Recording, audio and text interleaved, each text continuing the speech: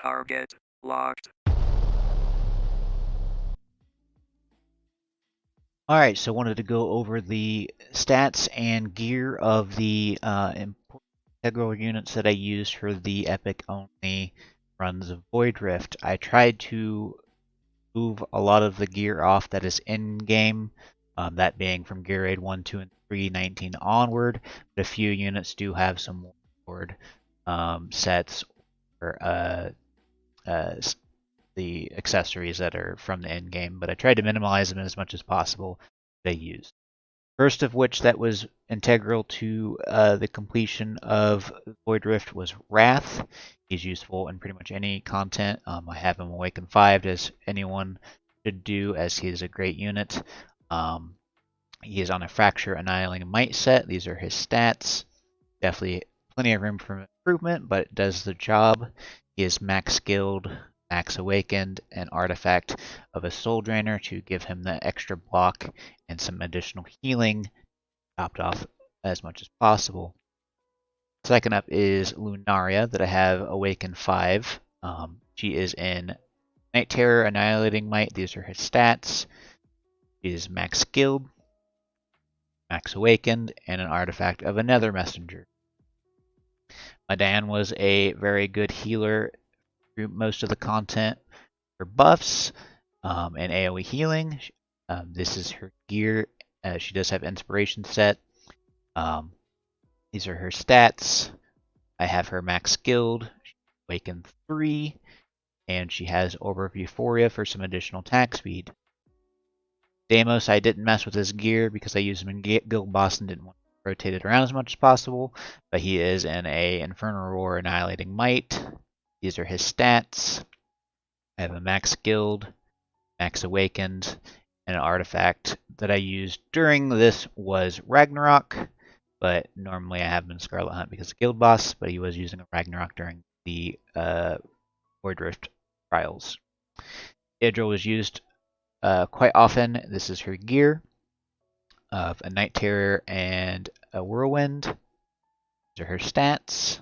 I have her max skilled, max awakened, and her artifact, a Idril's Gaze that is almost maxed out. Iona was my go-to for AoE magic damage. This is her set and her skills, or her set and her stats. She is almost maxed out skilled.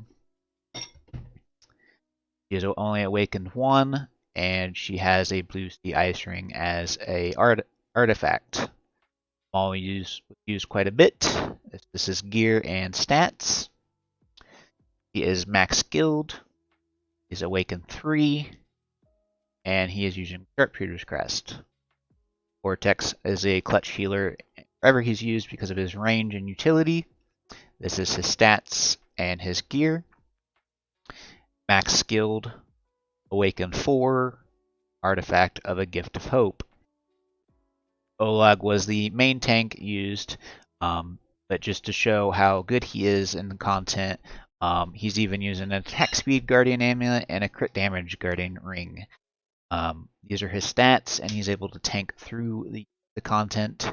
His skills are almost max, just missing 1 from his ultimate. He's awakened 2, and an artifact of an Olag's Wall. Dolores was used off and on, but she is also using an invigoration set, and these are her stats.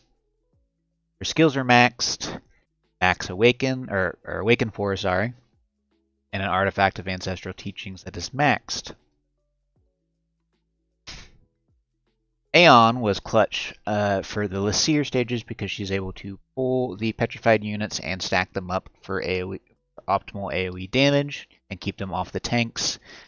But she is more utility than damage, but this is the sets that I gave her and her stats.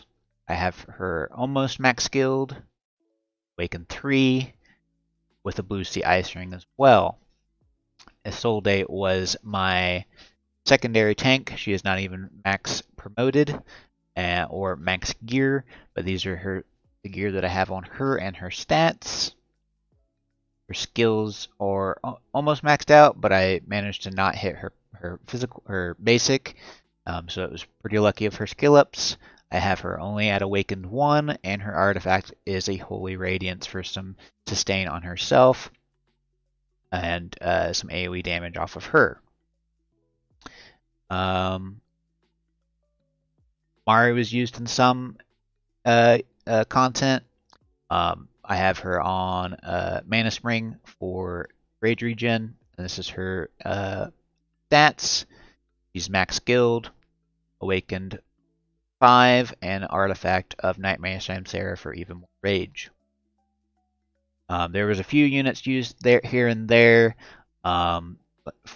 for some of the other stages, but they were not really integral and are mainly the fighters of Scorch and Jinkar and Olroth, but they can be interchanged with pretty much any other fighter where they were used and not integral in the least. But that should hopefully give you a good idea of where you need to be able to do Void Rift. Most recently, these were used to do Elite, so obviously they will be able to do Normal just fine. So hopefully that gives people an idea of where they need to be able to complete this content. Obviously, any of these units can be substituted with any legendaries that fill the same role that you might have, but I wanted to do Epic only to prove that the content is doable free to play.